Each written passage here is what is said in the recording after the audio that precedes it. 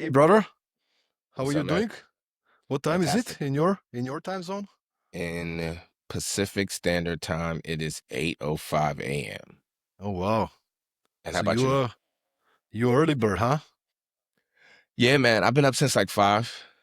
Like I wanted to prepare for this. I wanted to get out and get some air, and I wanted to be able to make my daughter breakfast and play with the dogs and say hi to my wife. So, like, I usually have an earlier start to my days. Is that unusual? You No, you like to I've oh, always been an early riser, and I stay up late. So I don't like I sleep, but I sleep like the just enough. Like I'm not a let me let me take an hour to fall asleep, or when I wake up, let me stay in the bed for an hour. Like once I'm up and I see the sun, I'm out. So it's like, and I fall asleep as soon as I lay down. So I'm just like an efficient sleeper. Other than that, I'm up, out, enjoying, living life, trying to get it. I love it, man. And you've done quite some traveling last month, haven't you? Yeah, man. I was fortunate enough to go to Dubai, man. Like, have you been to Dubai yet? No, not yet. Man, Dubai is incredible, man. And I love watching like YouTube videos on like travel and places like that. So I had always thought about going, but then I got invited to speak at this amazing investment conference in Abu Dhabi. So I landed in Dubai and then I went to Abu Dhabi for 4 days, but I got the chance to go back to Dubai for like another 4 days and like see the city and just vibe for a little bit. It's just amazing, man. I feel like that's what Dubai feels like what I thought the future was going to be like in 2025.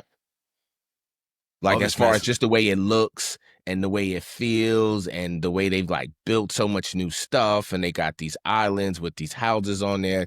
Somebody showed me a $36 million villa with a under the water basement and a snow room at the top that you can go skiing in. And I'm just like, you see, this is the future. This is the future. So yeah, man, like I was in Dubai and then I got to go to Chisinau, Moldova to participate in their startup week, which was amazing. And then I went over to Tbilisi to participate in another conference, as well as I have a partnership with a university out there. So I was teaching some lessons and really trying to figure out how to join the advisory board for the MIT partnership. So a lot going on, man. Shout out to all the people in Georgia, all the Shout people out in to Moldova, everybody. all the people Dubai, everybody who's joining us live. Make sure to post your questions. Let us know where you're coming, in watching us from. Today we're Yes, gonna for have a sure. lot of fun, guys. Gonna have a lot of fun. So please Definitely engage, touch. join us here. Tap But in. Fonz, brother, first of all, give us a bit about the story, man. Where did you grow up, and how did you end up in Netflix? Was that some kind of a mission of yours, or was that No, by accident? I would say fate, but it wasn't planned like that. I grew up in Brooklyn, so I always say by growing up in Brooklyn, I think that gave me a lot of culture. It exposed me to the arts. It exposed me to architecture, to music. So I've always been this creative arts type of person. I was going to become an architect, but then one of my friend's dad, who was an architect, was like, "Hey, you're not going to make a lot of money doing that." And I was like, well, that ain't for me. I need to make some money. So I moved over into computers and went to college to get a computer science degree. After I got my computer science degree, I decided that I actually didn't want to be an engineer. So I started a design agency, and my university had opened up this state of the art computer lab that they just furnished with all new Mac and PC equipment and computers and cameras, and a music studio in the back. So I just moved into that lab for 2 years. I was in there every day teaching myself every skill possible. Started an agency, and then the agency just took off, man. Like we were right at the beginning of people really understanding the power of the web. So we grew the agency to we got acquired by one of our big clients. I did that for 5 years, which is how I actually got into product design, from graphic design and web design, to where they actually put up funding for me to build a product. And I was able to see the difference between the two. And I stayed in the product design space and was going back and forth between entrepreneurship, corporate America, right before COVID, like 2018, my last startup, we ran out of money. I was like, I have a family now. I need stability. And I felt like the East Coast wasn't really the community and the vibe I was looking for. So I got a job at Coursera, online education platform, relocated to the Bay Area. And because I was in the Bay Area and Coursera used to pay for my like monthly train pass, I used to just get on the train every day and go north to San Francisco and go to these events because that's what I said I was going to do. So I used to be on the train so much that the people that were living in San Fran, they thought I lived in San Fran because I was always on the train with them. And I'm like, no, I'm just going to another event. And they're like, where are you going now? I'm like, Slack, where are you going now? Uber, because that's right before COVID, there was a really strong scene of designers getting together, kind of how it feels a little bit now, where like people are really trying to get back into meeting and like working together in person. That scene used to be massive in San Fran. So one event I went to, I remember telling my my wife that I didn't want to go to this event. And I was like, I'm just so tired of going to all of these events, man. And I still got on the train. I still went. And this event was amazing. And once the event was over, I was trying to cross the room to speak to somebody from Meta. And I bumped into this brother who was an engineering manager at Netflix, and we just started chatting, and I was like, hey man, I mean, I might as well introduce myself, and we went back and forth, and he was like, have you ever thought about working at Netflix? And I was like, no, not really. Like, I do have some friends that just started there, and my manager had left Coursera to go there, and I told him her name, and he was like, I sit right behind her. And I was like, oh wow, this is crazy. And he was like, man, let me see if I could connect you with some people. He connected me with some people, sent some emails. I was doing my thing, which is why, as a designer, communication is super important. I was right there for the follow up. I did everything I was supposed to do. I jumped on every call that I could with everybody. So, yes, it was fate that I bumped into him, but it immediately shifted back to me. And I just did what I had to do to get through the, like, to get across the finish line. So, before you know it, they were I was just trying to get a job at Apple. I had just found out that I didn't get the most craziest job at Apple. And I was like, I don't even have time to be bummed about it. Like, I just got to keep going. And I was in the same process of interviewing with Netflix. And then I got the call from the recruiter that I had got the job. And it was just like, boom, life changing. That was 5 years ago. Wow. Time flies, man. What was your role? What was some of your kind of day-to-day responsibilities? So Netflix is a super lean organization. Like, the product team is super lean. So I was a lead product designer on the growth team, which means we were either focused on acquisition or retention focused projects. I had the chance to work on password sharing, which was a acquisition, of course, but I also got a chance to work on like sign up flow revamp and in the way the updated messaging for like the TV sign up, which was where most of the users came from.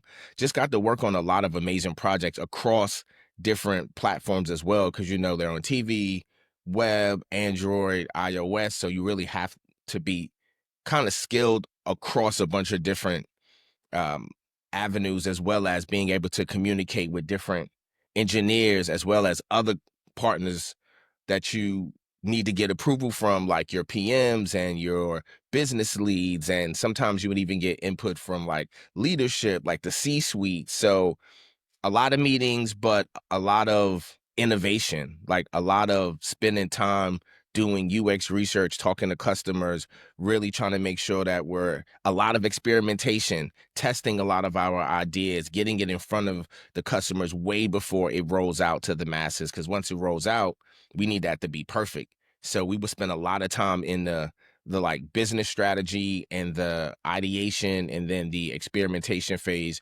before finally rolling out. And then once you roll out, you have to do your like postmortems and follow up on the numbers, and you're waiting from the data scientist team to get the numbers to see, are we flat? Are we positive? Are we negative? So it was an interesting role because every day was different, honestly, man. I think it's super interesting for the audience listening because almost everybody listening probably was either a subscriber or a subscriber right now of Netflix, right? So it's interesting to see what's being happening behind the scenes. How do you make decisions? I mean, I gotta tell you from my experience as a user, Netflix has always been the one that's the best when it comes to user experience, at least for me. Shout Like, out to leadership. Like I I mean, got to look, man. shout out. I have to shout out to, and I know he probably doesn't want me to shout him out like this, but I have to shout out Steve Johnson, man. Like he's the VP of design at Netflix, and he's just a really solid leader.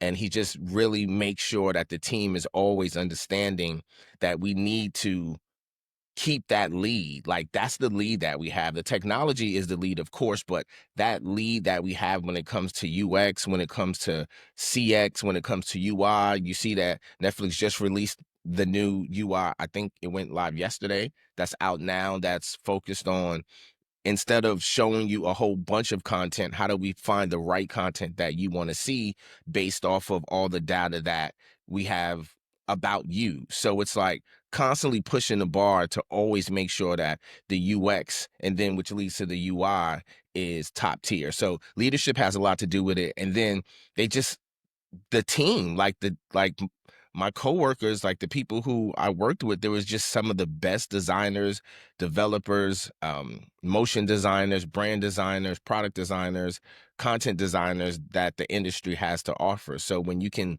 get that much talent together, get them focused, pointed towards the same North Star, be happy about working at the company and feel like they're having impact, that's how you get that type of like massive input. So that's why I had to say shout out to the leadership as well as shout out to the team. How do you think Netflix managed to succeed with that? I mean, creating a culture where people are excited every morning to go out and do their best, to be creative, to give it their all.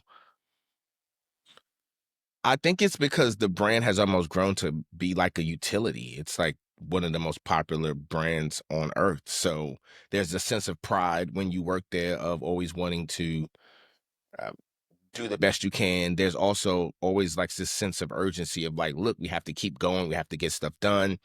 There is also the whole concept of like, if you're not performing, you may be, who knows, in trouble. Your job may be in trouble. There's this culture of like winning and getting things done there. So when you mix all of that together and you find the right people who are passionate about what they're working on, it just makes this like super unique situation where people are distributed all over the world, but everybody is like showing up. Like I would say, like it felt like playing in the NBA where like everybody was a star. So you're just constantly seeing different teams push the bar, innovate, release new stuff, which is inspiring you, as well as there's a really strong culture between the designers and the design team there. So you feel like they're your counterparts where you can reach out to them and like get their support, and everybody's super helpful. So it's a lot, but I would say culture is like super important as well. Talent density, culture, timing, pay, like all of that stuff. Crazy, man. I read some statistics that were trying to assess what is the impact of somebody who's an A player, a peak performer, and what's the impact of having somebody on the team that's not a good performer, a lazy person, right? Not motivated. And it's Mhm. crazy the percentages of how much being surrounded by people who are not performing is impacting your own performance. And the other way around, when you get surrounded by these superstars, motivated, talented people, how much your performance grows. Yeah, I mean, I've got so smart there. It's like I'm a whole completely different level of designer right now, where it's like I don't even like to just say designer anymore. I really like to say businessman, which is why like you see my title says entrepreneur, is because yes, I'm a designer by like nature, by like lifestyle, but I feel like designer doesn't always include that entrepreneurship part on first discussion, on first listen, where I'm an entrepreneur first and I'm a designer and I'm a dad and I'm a public speaker and I'm all of this stuff. So like I'm really pushing this entrepreneurship mindset because I just think it's really important for all of us where we are right now to understand your craft, whatever you're doing, be a superstar in that. But please also understand the business perspective of things as well, because that's what's really running the show is the business and like making money. So that's why I love talking about monetization. That's why I liked working on monetization at Netflix, because the work we were doing came down to some kind of financial number that we were trying to achieve. And it just really was, it just allowed us to know that we had impact on the company. I love that you're talking about that. There's so many creative people out there, and I come from the world of movies. I'm not sure I share with you, but I used to be a movie producer. You've Oh, been in really? music. Yeah, yeah, man. No I way. spent many years being a producer. I did some directing, some writing, but I didn't know primarily I've that. been producing. Yeah, in Denmark. And I've been surrounded. I come from the business school though, business background, right? So all of a sudden I left the business school. I got surrounded by all these creatives, amazing people, super smart and creative. But then there was always the issue of making money. Not just being creative, but also making money. And when you can combine the two of it, and I'm actually curious because I don't have numbers or anything, but I remember back in 21, 22, maybe there was this kind of a Netflix was kind of the growth was stagnating. There was some kind of a maybe you can tell me more about it because probably you've been in the company, right? Like what happened back then and what you guys do to turn things around.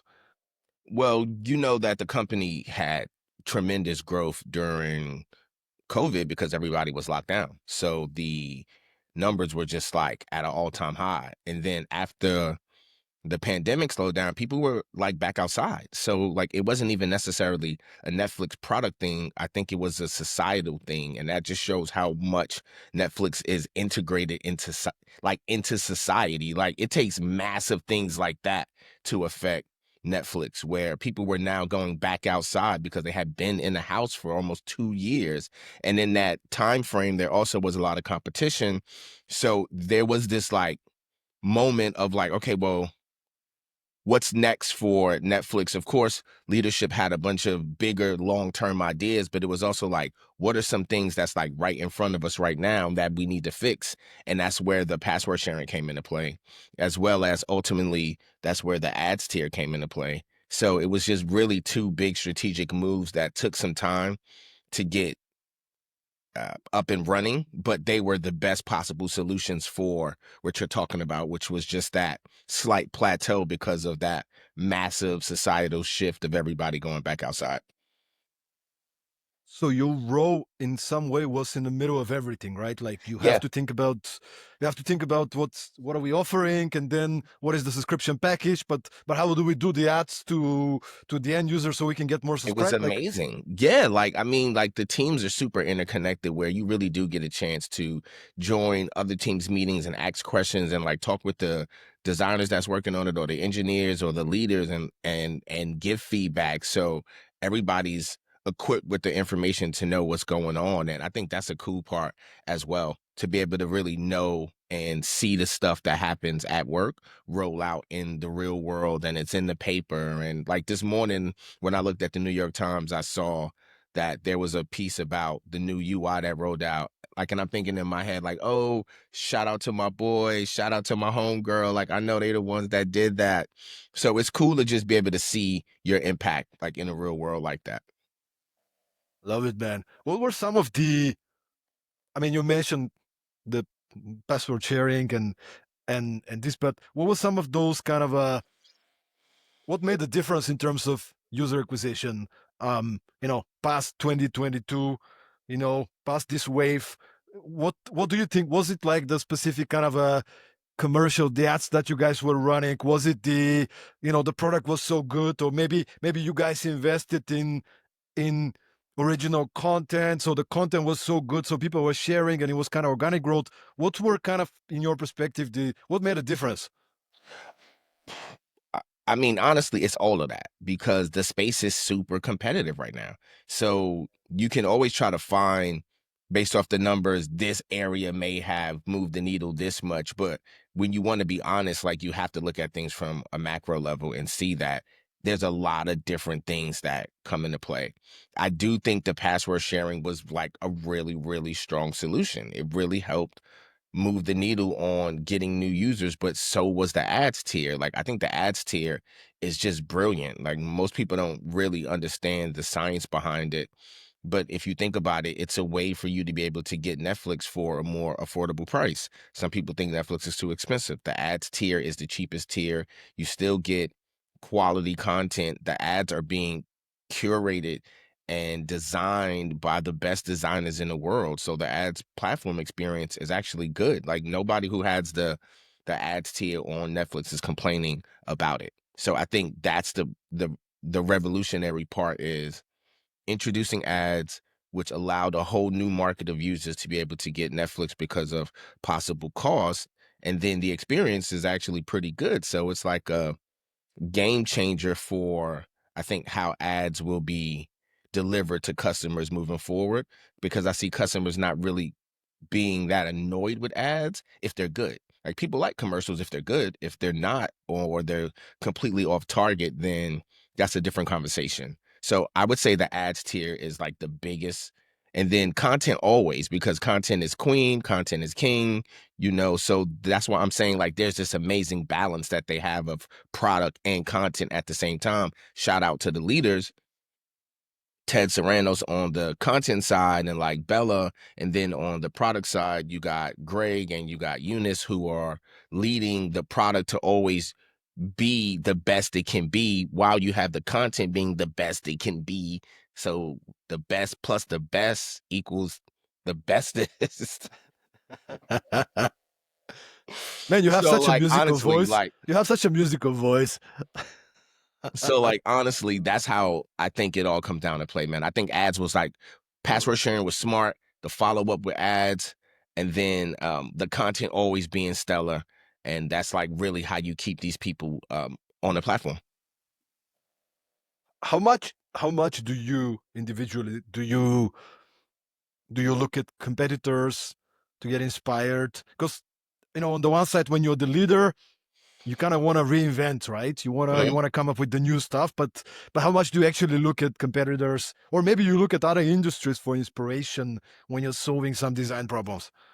Like I think you look everywhere. Like of course, like you look at your competitors, but it's tricky because when you think of Netflix, like we were the leader in the space, like they're the leader in the space. So when you're looking at other companies, I think you're just doing basic competitive research. It's not that it's Disney or that it's Amazon Video. Like everybody has this mentality of we're not focused on what everybody else is doing. So it's just basic competitive research where a lot of the stuff that I was trying to introduce to the team was from Delta. Like it wasn't even from another streaming service, because I was really trying to show how Delta focuses on making their certain tier of users feel extremely valuable, and those users continue to spend more money. So can we try to introduce a psychology like that to Netflix? So you see how you would think we're looking at other competitors streaming services, and it's like, no, we don't need to focus on that. We're looking at other organizations that have found a way to solve a specific problem, and we're seeing,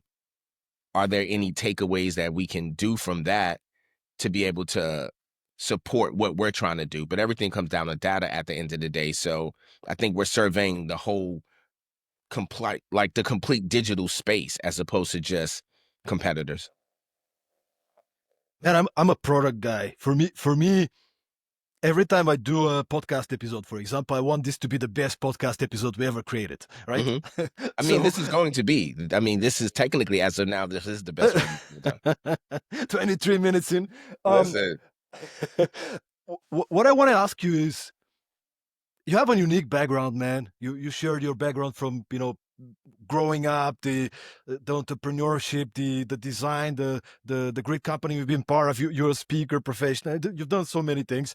I just wonder if you can kind of explain what's your kind of process in approaching a creative problem. Let's say now you have to solve something. How do you address it? Do you have some kind of a framework, like sort of like just explain us. Now you have a new creative challenge to solve. What's Uh-huh. your process?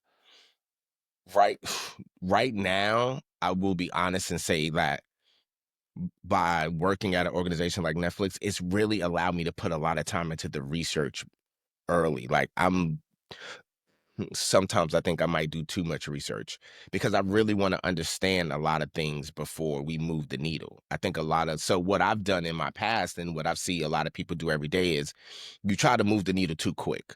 And it's like you're better off really understanding the problem, understanding the customer, understanding the market, understanding your solution, understanding what you think you want your solution to do, doing some research, coming back, experimenting, like all of this stuff I think should happen. So when I'm getting started with a problem, I'm just really at that first phase of making sure I understand what's going on, like the context. Like I want to understand the foundation of the problem, and then I want to think about, of course, ideate about the solution, but I want to think a lot about the customer. Like I want to learn who they are, because when you don't skip that step, I think it just allows you to produce a solution that's way closer to what that user or that customer wants. I think a lot of people still build and hope that they will come, and then you find out that they won't. So when you and then what also happens is when you do that research is sometimes you don't get the information back that you want. So you might not get the feedback that, hey, your startup is amazing and everybody wants this. You might get the feedback that nobody understands this and nobody wants this, and you might need to pivot. So it's like, I love that research phase, and then moving into like a strategy phase. And then from there, moving into a prototyping type of spot where now we can really get things change when people can get things in their hands and can really play with something or like see something like that. And then being able to take that same kind of prototype and just get it out to whatever potential customers to see, to get some feedback. So so I would say like that's the process that I think, and I actually educate people about. Like it's like the growth design process, where I think when you go through steps, all of those steps, by the time you get to that end phase where you're really thinking about testing whatever idea or launching whatever solution that you had, I'm I'm like almost 100% confident that you're going to have a better solution, because those steps allow you to think about different things from a different perspective that are big enough to possibly derail or make the solution unsuccessful. So that's kind of the process that I go through to figure stuff out. I think it's such a great learning to everybody listening, regardless of the industry you're in, right? Like Mhm. so often we are so passionate about what we build that we want to put it out there without testing it out. We had an e-commerce guy joining the podcast, and I asked him, I think a couple of years ago, and I asked him to share some trends, like what's working out there when it comes to Facebook ads, and his answer was, I don't know. Like people think I know because I sold. In his case, he sold 50 million e-commerce for customers, right? He's like, I don't know. We usually come together, we push 20 different ads, and after 2 weeks of testing and a lot of money being Yeah. wasted, then we figure out the one or two that work, and then we push hard on those ones, right? Yo, that's how it goes, Um, bro. Like that A/B testing, that experimentation, like that's where it's at. Like there is so much more to design that I think being at Netflix exposed me to, where designers should be able to work closely with data scientists to help run these experiments. Designers should be able to work hand in hand with UX researchers to be able to build these qualitative and these quantitative tests to learn from the customers. Designers should be able to work hand in hand with their content design partners to help craft this messaging to really help convert these users. So my definition of what a designer is so much higher, I think, than the average person, because I've seen designers do all of that together. So I think that's an interesting perspective that I have on design. Is I feel like there's way more responsibilities that a designer has than the average designer probably currently considers their responsibilities, because I think design is so horizontal that you should know what's up with the monetization and the money, as well as you should know what's up with how much people you're converting, as well as you should know about what does the customer think about this, and you should know about how the technology is kind of built a little bit. You're not trying to be an engineer, but you need to know how to communicate with your team. So it's like if you don't have that understanding of the information, you can't communicate at the level that a company like Netflix will require you to. do you think that now with the adoption and development of AI, the role of a designer is shifting? For sure. Like I think everybody's role is shifting. I mean, you've seen it. I think the guy, like the CEO of Upworks, sent some kind of email. I don't know if this is real or not. Don't quote me, but he sent out an email like, "Look, AI is about to change a lot of stuff. It's about to come for your job, and it's coming for mine too." So I think the part about that that's so interesting is that AI has the ability to definitely do jobs at certain spaces, but I still feel like a lot of the times when I'm interacting with it or I'm seeing things produced, I still see the need for a human in there. So I'm more on the opposite side of fear when it comes to AI, as opposed to thinking like it's going to take my job. I'm trying to figure out like, yo, how do I use this to get more efficient, to get more stuff done, to like be a 10x Fonz, to be like a super Fonz, as opposed to being like like I need to watch out because I just don't think AI can do all of the stuff that I can do. So, and I don't think it can do all the stuff that most humans can do. So I think it's like this, it should be like your sidekick. Like that's how I use it. Like it's like my sidekick, but it's never going to replace me. How could it? Yeah, but the reason I ask you the question is because I think it's kind of important to talk about these things. Yeah, for sure. As you said, you can't stay in fear mode and just freeze. I mean, you have to adapt. You have to evolve. The way you approach it has to evolve. You have to play with different tools. You have to see what's out there, but you also have to double down on the human skills, as you said. Man, I think so. I'm doing a talk. Shout out to UX Scotland. Like if you in Scotland in June, come through. I'm doing a talk then about what I think the skills for a designer, like what are those skills right now that I think are important for a designer.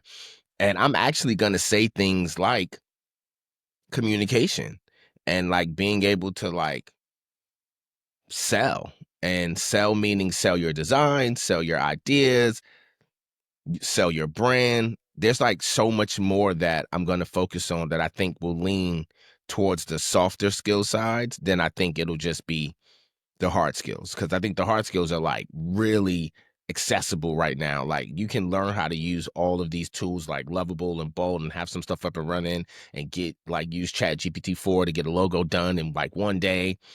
That stuff is like crazy, but there's still a whole other side of that. That's kind of like that iceberg image that you see, where it's like the top of the iceberg is only like the smallest piece that you see of the iceberg. I still think that's where we are with products. So I think AI could be that top small part, and like hard skills are up there, but that bottom part, that being able to talk to people, communicate, have a good conversation, follow up, compromise, communicate, like all of that stuff is like super integral to the success of designers, entrepreneurs, anybody right now.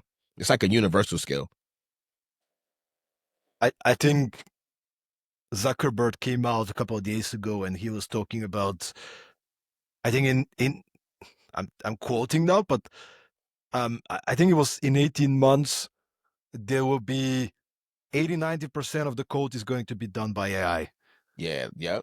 Like I saw that comment from him, and the CEO of Anthropic said something similar like that. Like those type of quotes are gonna float, and because they're coming from powerful people, they're gonna have like a ton of impact, which is tricky, right? Because it kind of like if you hear that from Zuckerberg, everybody thinks, oh, well, he owns Meta, he's one of the richest people, so if he knows, then and it kind of like I'm not trying to throw shade on anybody, but it kind of helps like perpetuate that fear because you hear from him where it's like right now we should be more focused. Like, so I just saw an amazing article yesterday that was so amazing that I put it on my LinkedIn and I put it on X. Is that the UAE has decided that now AI training and AI classes will be mandatory in government schools from K through 12 across the board. Like, so you won't be able to say you don't know what AI is because you will have learned it in school in some shape, form, or fashion.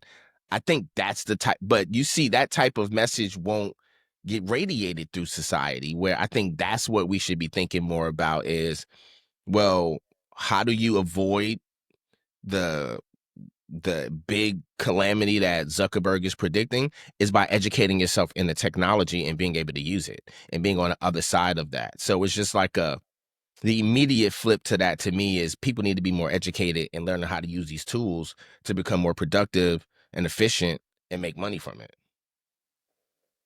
Dude, I love your perspective. Even before we started the podcast, we have a little bit of a technical glitch with the link, and you immediately what you said was, "Man, let's focus on the positive, man. How's it going?" Like with a smile. Have you always been like that, or did you learn to kind of get yourself in this kind of state, man? I just feel like, man, I've seen a lot in my life. I've been through a lot. I think we all have. So I'm very empathetic to my life. I'm very empathetic to the world.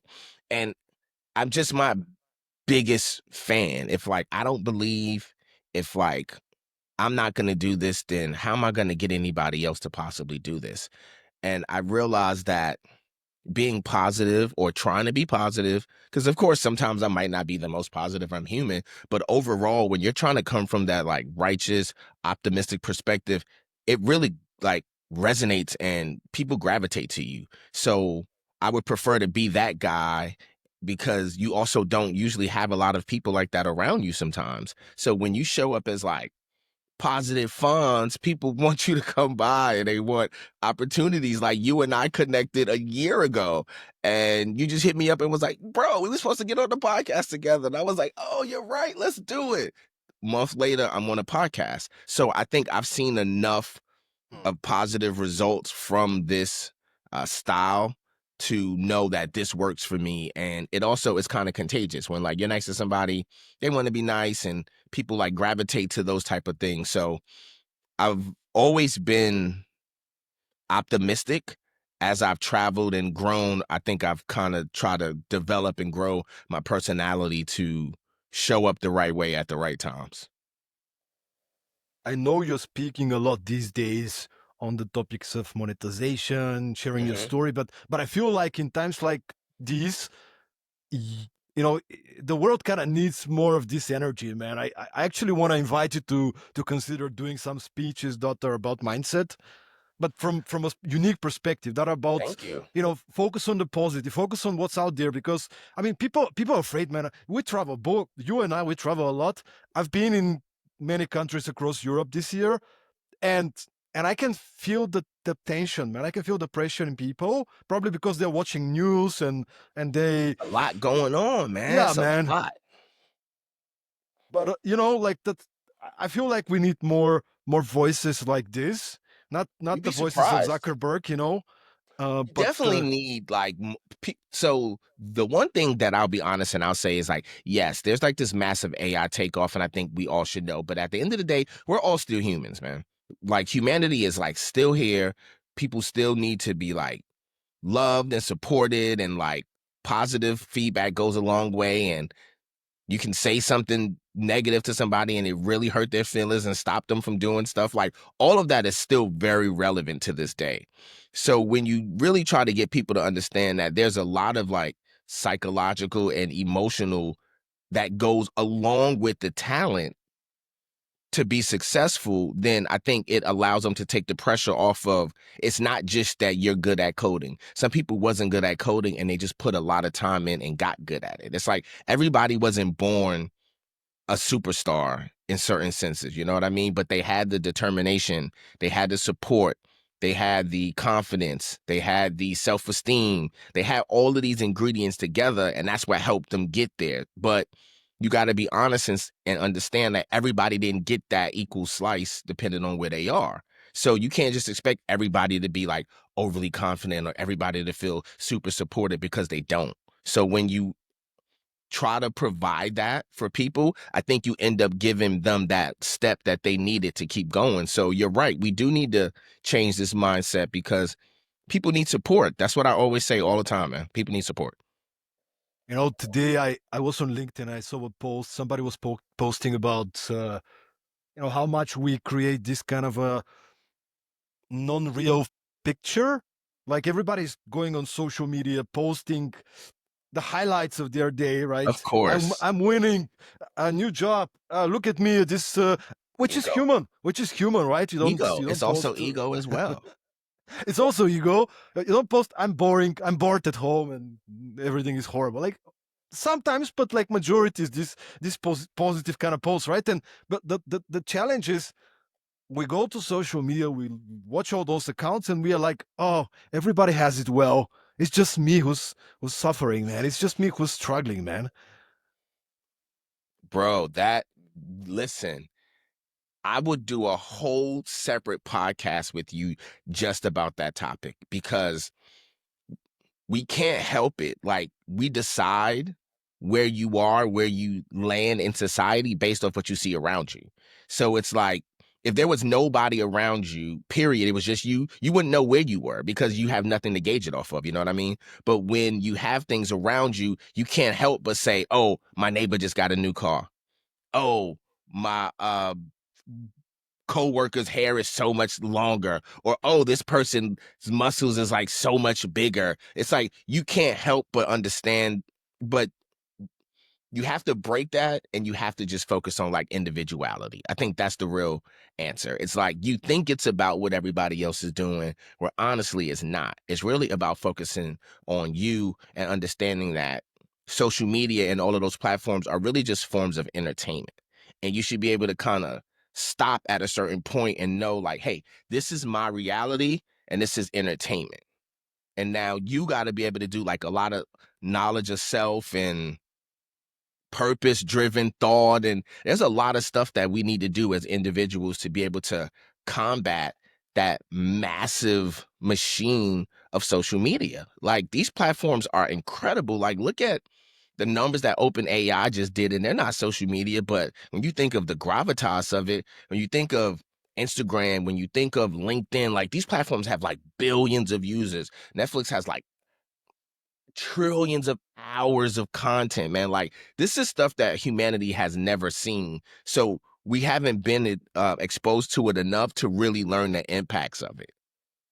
But I think some of the short-term impacts you can see is things like low self-esteem or people questioning, because if you opening up the communication tool that everybody's using and all you're seeing is all the positives from people, what else are you going to think? What else have you been exposed to think other than that? So we do need to find a way to kind of like get what we need from social media, but not necessarily get that self-worth or self-esteem, but just get that little bump of like serotonin to like make you get excited about something, but leave it there, because if not, it really will affect you. You really will spend all day comparing yourself, and I just don't think that helps you move the needle. I remember when we met in Bucharest, it was in the backstage. You were speaking before me. It was horrible because you did a great, man. You did great on stage. Everybody's kind of cheering, and they set up a Q&A session with you. At the same time, I have a keynote. And it's like, oh, come on, guys. He stole my But audience, guys. yo, This but guy the stole thing my... But the thing, though, at the conference was, it was like what I said about the humanity. What I needed, though, was like such a positive vibe that I got from you right before I went on stage. Like, you had the exact same energy that you have now then, and that's why we were able to click. And we didn't even know each other, but we started No. rapping, and he was like, I got a podcast, and I'm like, are you a speaker? You're like, yeah, I'm going next. I'm like, oh, really? And I'm about to go on now. And it was just like that specialness of like human connectivity that I'm talking about. And like, that's what we need more of, bro. Like, that just, it, that's the seed that sparks stuff. Look, I'm on a podcast a year later because of that 10-15 minutes that we had before we spoke at How to Web. Oh, it was a lot of fun, man. We were cracking a lot of jokes. By the way, That's how it guys, happens. humor is the best way to connect with people. Just Conferences are good, man. I think they're man, I really want to figure out how to do a conference one day, man, because I've been a part of so many of them. I think I know a lot of the critical pieces to be able to make one a success. So it's like, after going to so many, I'm like, I need a conference, man. I need a conference. let's go, man. Let's go. I Of mean, it's course, it's you got just all the connections. You got all the connections. You have us out there in no time. I'm actually gonna follow up with you about that. Let me take that note. let's go, man. No, I'm sure also because you come from a different background, right? You come from the design kind of perspective. You Mm. you kind of smash it with UX. I mean, there's some conferences that are really good, but let's be honest, not every event, not every conference is providing this experience for the audience that could be. I don't know about you. When I go to some events, I'm just constantly, my brain is like, oh, this could be optimized. Oh, this could be so much better. Oh, this could be done so the audience feels welcome and Uh-huh. cared for, and some people do it well. But I think you'll succeed, man. I think you'll succeed. Yeah, man. I mean, hey, listen, another thing is that it's like you at least got to have those thoughts. Like, will I do a conference? I definitely won't if I don't have those thoughts. So it's like I'm always one of that person. Like I'm the type of person where I really support the ideation phase because without it, you won't have anything. You know what I mean? And one other crazy term that I just learned the other day was like sometimes society and like social media and the way we've been like focused on materialism and like how much money you have over the last couple years, it's developed this kind of like maximalist philosophy of like everything you do got to be big. Like if you ain't doing it big, you ain't doing it. So it's like if your conference don't got thousands of people and you don't have this big person come in, it ain't a good conference. Or if you ain't got like if Beyonce ain't trying to be on your podcast, it ain't a good podcast. And it's like, yo, nobody said that. No, life doesn't even work like that. So how about we scale back from this like maximalist and I say, you know what? I'm gonna try this conference. I'm gonna do like a little small one in my city and see what happens. And then I'm gonna grow in this and this as opposed to I gotta do it super big. It gotta be in Miami, it gotta be in LA, or nobody's gonna come. And if it doesn't, then I'm a failure. Like that kind of way of looking at stuff, bro, it just doesn't work no more. Maximalist. Just resonates so much, man. I've been reflecting on the same thing. We actually had a podcast guest, and he was talking about exactly the same in terms of like I was talking about how do you want to grow your business. He's like, I want to scale it down. I'm like, Mm. interesting. He's like, yeah, I feel like we're doing too much, and I don't want to scale. I just want to actually have a little less clients because I enjoy my family time. I enjoy not being stressed and overwhelmed, and it was very refreshing because it's always about if we do this conference, it needs to be thousands of people. Otherwise, it's not a success. It's like, how about you do 100 people conference, but you put your heart and soul and you really make them feel special. And if they get something out of it. So that's the thing. It's like, let's say that you have a conference with 2,000 people. And honestly, like 1,800 of them were unhappy with what they got. Like, and they're not coming back next year or some crazy number like that. Versus you had a conference of 200 people and like 150 of these people were like blown away. So I'll still give you the honesty and say, okay, 25% of the people wasn't as happy, but 75% were. You got way more opportunity to grow that than I think if you just shoot for the, yo, I had 2,000 people there. And I'm like, but how many of those people are you going to retain? Like, are you going to be able to bring those people back next year? What do those people think about the conference? Like, what's going on? So I think there's a bigger discussion when you start thinking about LTV, which is like lifetime value of an idea. And it's like, do you want something that spikes like this and then it's done? Or do you want that classic climb that you see where that 200-person event grew to 250 and then it grew to 4 and then it grew to 6 and then before you know it you did get that big break and now you are at 2,000 but you at 2,000 strong versus like I told you 2,000 and like none of these people are going to come back again. So it's being able to always understand that immediate scaling, that immediate balance of like acquisition and retention. It just goes a long way. Like it's bigger than design. It's like business. Dude, you have this larger than right life character, like literally like this kind of a positive, confident kind of a like. I mean, honestly, when people see you on stage, and that's why I was kind of leading to that. You did your keynote before my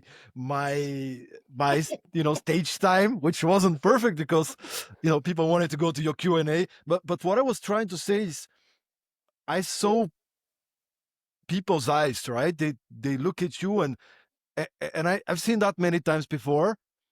They kind of start to think these people like Fonz, they have no challenges. They're always confident. They're always going through life easy, right? Like, and I want you to talk a little bit about that. Maybe give us some examples. Like, do you ever doubt yourself? Can you maybe share some of your fuck ups or like, can you Yeah. give us a bit of a real picture because we paint this picture of these perfect people and it's so not true, you Interesting. know? That's interesting. Yeah. I mean, I don't think it's about the like mess ups. I think it's just about like the human side of me. And like I have no problem with sharing that type of stuff because I'm trying to grow like that as a person. Sometimes I think I work too much. It's like, why am I like, why did I have to go to all three of those like places in one time? Why wasn't Dubai enough? Like, why do I always feel the need to go to like this like do even more? Like, am I hiding something? Am I like shielding something? Am I running from something? It's like, what is it? Like, when is it ever going to be enough for you, Fonz? Like, I was talking to my wife the other day and she was like, is it a certain amount of money? Like, what is it? And I don't know. I just feel like I'm always in almost overdrive. I'm like too ambitious sometimes. And I think what I've been trying to learn is to like, yo, slow down and like smell the roses because life will pass you by if all you doing is just heading to that next finish line. So it's like me taking the time to learn how to focus. I think I may come across focus. Sometimes I think I'm actually like unfocused because I just have so much on my plate. It's like I'm doing this, and then I'm like, oh, let me do this. And then like an hour goes by and I come back and I'm like, oh snap, I had this tab open. I was supposed to be sending an email to somebody. And it's like, what happened? I'm like, oh, I did three other things. So it's like the trying to do too much at once, I think is not always as positive as people may think it is. So me really being able to like slow down and make sure that I'm seeing things that I get started actually across the finish line, not like just halfway or like a quarter of a way, actually finishing some of these things. Now, do I get stuff done? Of course, but I think I leave some stuff open ended because a new idea may come up. So like focus is something that I'm really trying to make sure that I put a lot of time into because I think a focused Fonz is like incredibly and powerful, like incredibly powerful. But like I can't help it. I'm just like too hungry. I just want it all sometimes. Dude, this is my favorite part of the podcast. Why? I love when people get real. I mean, you've been real the whole time, but we talk about, this is how I do this. But when you get real and you get human and you kind of share and we can see the side of you that's not perfect, it still come from a place. I mean, your energy, your mindset, you're obviously super successful in many things that you do, but I honestly think you should double down on this in your speeches, in Really? podcasts, in this is my favorite part. Really? I didn't.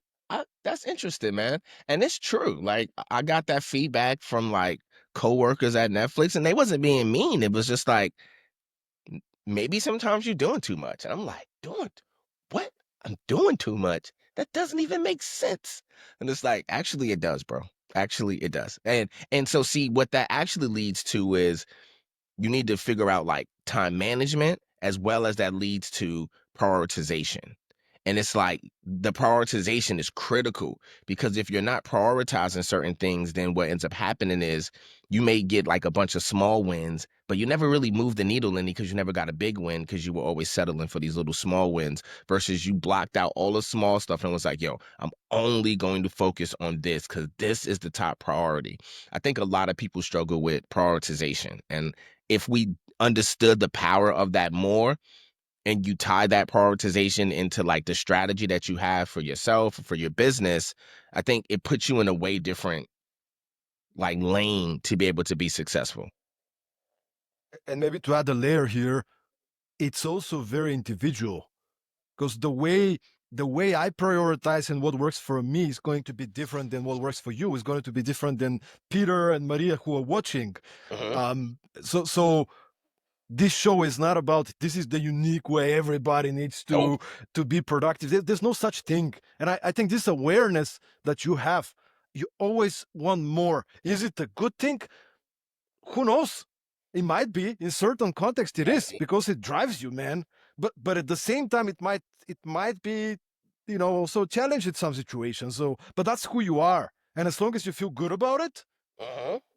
eh, eh, yeah, you want more, you're hungry. I mean, look at Cristiano Ronaldo and Messi's of the world, right? I mean, Cristiano wants to score. I don't know if you're watching football, but like Cristiano Ronaldo, like he's Hmm. trying to get 1,000 Goals. goals, 1,000 in his career, man. Like this is insane, How man, many right? is he up to? I think he's, gotta check, but 930. something like that. Yeah, he's super close, man. That's a The lot, second best bro. is like quite behind, And the That's a guy's like, he doesn't stop, man. He doesn't And he's been stop. And playing for a long time. So, what's interesting about what you just said is, wouldn't you want to hear that from everybody that you look up to versus all the other fluff that they may be able to give you? Like, don't you want to hear the like vulnerable side from somebody that you look up to, like a Warren Buffett, or even somebody that looked up to, like I said, like a Jay-Z or Beyonce or Cristiano Ronaldo, like whoever you like really think is a mentor or something? Don't you want to hear that part? Because I think that part allows, like, I think you might learn more from that sometimes than from just like the wins that they may say, like, do this, do this, do this, do that. Like, it's almost like, yo, here's some of the stuff that I struggle with or I'm thinking about when I'm not the super person that you think I am. I feel like that part, not to be like, oh, to focus on a negative or something, but there's a lot of wealth in that bit of knowledge. Like you said, this, like just even you saying that this is your favorite part. It's like, why? Because it's like, yo, I see you as this, and I never think that you would be thinking, oh, I'm doing too much or I'm not focused or something like that. So I think that access to people is like super valuable, man. yeah, we had I don't know if you read the book Getting Things Done, GTD, the productivity system. It's Hmm. the most famous productivity system in the world. We had David Talon a couple of times on the Oh, podcast. okay. And I'm like, talk to David, and he's like, you'll be shocked, Stoyan. I'm one of the laziest people you know. The productivity guru, man. This guy, like millions of people got impacted. Right. He's like, I created the system because I'm lazy and I want to make it simple for myself. And You this guy see? has no assistance. He's running his own calendar.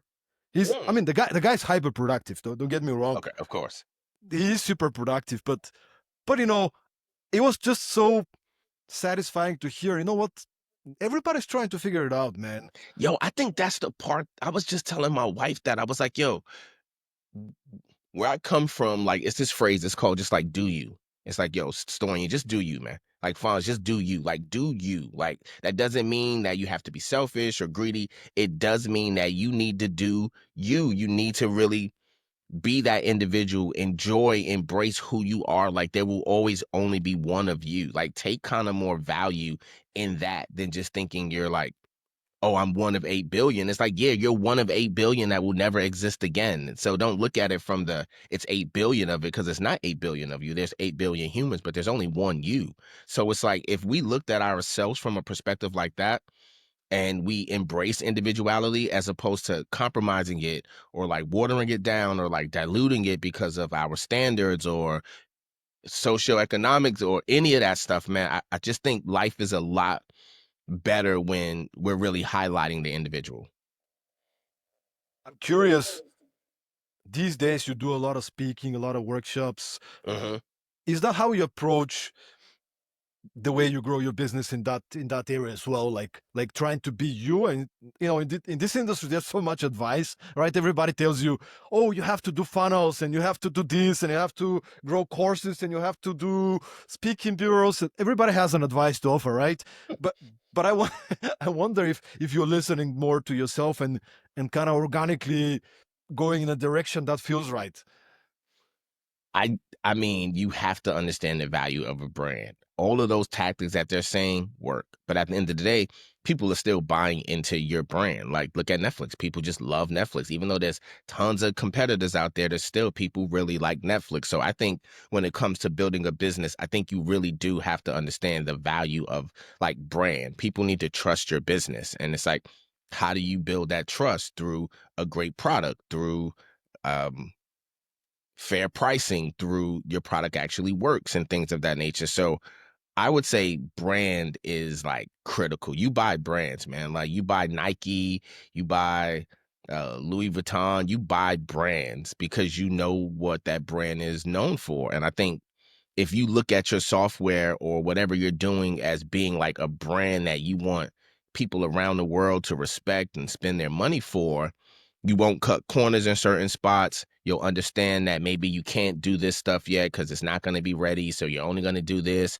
because you know how important the brand is and you don't want to mess it up. When you take brand super serious, and it's more than just visually, like I'm not saying like brand, like your logo only. I'm saying your whole thing. Like the whole Storian, like the whole, all of you together is your brand. When you look at it from that perspective, I think you can really be successful, man. Love it, So man. like all that Love other it, stuff man. work too, like funnels, growth loops, and all that stuff, and like automation. I get all of that. That stuff works too, but it all bubbles under your brand. It's like, yo, I have this official brand that does all of this stuff. It's always brand first. So to wrap up this, dude, this been awesome, man. This been awesome, man. Gotta wrap it up for the people. We had an hour, y'all. Yeah, people have to go. You have to work, man. You have to do some work. You gotta be productive, man. I want the focus phones, man. You know. Right. You don't want him because he's too busy for a podcast. He's too busy. But just to wrap it up, actually, on that one, productivity master. We talk about productivity. We humanize it, right? What helps you to stay focused? Like, do you have any kind of like a process to prioritize? Like in the morning, you get a coffee and you kind of organize your. What helps you to stay focused on what matters most? Like I just still write stuff down. Like I'm still like I got a jar full of pens like right by my desk. I can't help it. Like I started writing, so I journal a lot of my ideas so I don't forget them. Like I can't keep them all in my head, and I think some of them are good. So like I have notebooks from years and years and years of dates. Like I can go back to like I saw one of my notebooks from maybe something like 2006 or something. And I was like, man, that's what I was worrying about. I was trying to figure out how I was going to pay my water bill. And I was trying to figure out how I was going to, like, we had to send this email to this client. So I think to-do lists and like journaling like really does help where just get that stuff like out of your brain, get it down on paper. And like it just goes a long way to be able to see it, to be able to review it, to be able to share it. So yeah, man, like I'm big on to-do lists. Simple stuff, man.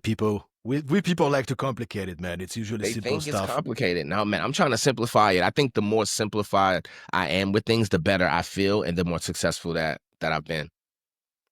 For sure, man. This has been Dude, great, bro. final message. I want you just to close it down and maybe share with people how can you, support people, event producers out there, corporations. Just can you give us a bit of an overview to close it?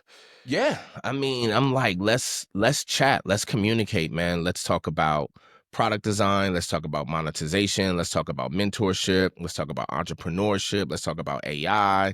Let's just communicate, let's just chat, let's link. You can hit me up in the DM on LinkedIn or whatever. Like if you want to get to somebody, you can get to that person. And I think it's more of that person saying that, hey, I want to be contacted. So I'm saying, hey, I want to be contacted. If you want to like set up some time to chat, I'll try my best to schedule it. Let's figure out how to monetize some stuff. Let's figure out like how to enjoy where we are right now and get things cracking. Strategy, go to market, all of that. Advisement. I'm here, man. That's why my title say entrepreneur, man. I'm doing all of that. Like I told you, I do too much. I just got a question. I think I just want to close with that. Sorry about that, but Mhm. we have a question from Eva. She's asking, why do you want to make a conference? Oh, because the power of don't get me started. There's nothing like the power of getting all of these people together when they really want to be there. And I really want to be able to craft my conference based off of all of the things that I've learned from all these conferences I've been to. Like I've been to conferences all over the world, in Japan, all through Europe, all through the United States. You know what I mean? Like I'm like I got something coming up maybe in India soon. It's just like all these opportunities. And I've learned a lot from these conferences, from being a speaker as well as being an advisor to also just talking to the people in the audience. I think I know the formula to really be able to build a fantastic conference. So like that's why like I want to build one. And I think the success for me would be people feeling like they got their money's worth and they left with some action items or some new people that they met in their network, or maybe they found their co-founder, or maybe they found their new partner, who knows. But like I just think I have the formula to make a very successful conference. So that's why. Love it, brother. Hey, man, that's been awesome, man. That's been awesome. Thanks Yeah. everybody for being with us, Thank man. you. Thanks Thanks for the everybody question. for Hit me everything. up. Make sure to connect with Fonz, Yes, follow connect. him, and if you have a conference or event, make sure to check him out. Fonz, you gotta do more of this kind of You you said know, that. Thank you for man. that. See, thank you for that inspiration, man. It's like I didn't expect to get that from this podcast today. So that's why you being honest and like sharing that with me, that's now gonna allow me to think about that more and really say to myself, should I be doing more talks that's focused like this? I wasn't thinking about that, but I am now. Love it, man. Thank Inspiration you. always goes both ways. Thanks so much, everybody. See you once again next episode of Productivity Mastery.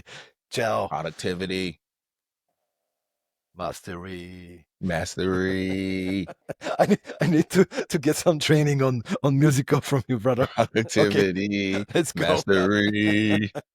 Thanks, man. Subscribe. All right.